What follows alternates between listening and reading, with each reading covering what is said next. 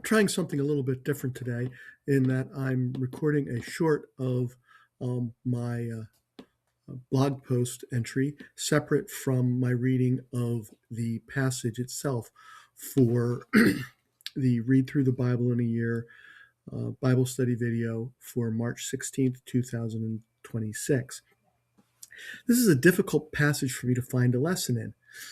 It's almost completely a description of the territories which were allotted to Judah, Ephraim, and the second half of Manasseh.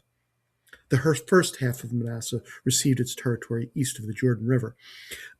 I did find it interesting that the territory allotted to Judah included several Philistine cities, cities which were not controlled by the Israelite until David was king, and even after that, Ekron, at least, was independent during the reign of King Ahaziah, the son of King Ahab of the northern kingdom, when King Ahaziah sent a servant to consult the god of Ekron about whether he would recover from the injury he took from falling through the latticework.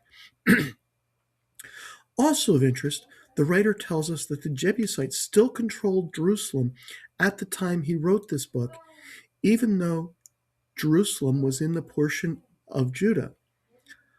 We know that Jerusalem was not brought under the control of the Israelites until David was king, when he sent troops and conquered it and made it his capital.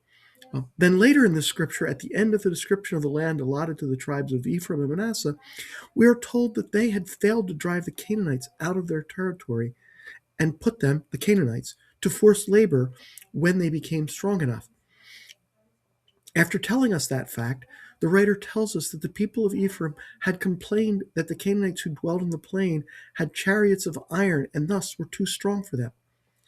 Joshua told them to drive the Canaanites out, even though they were strong and had chariots of iron.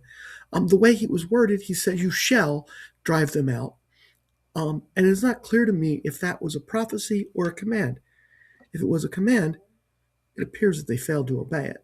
So it doesn't seem to me that it was a prophecy.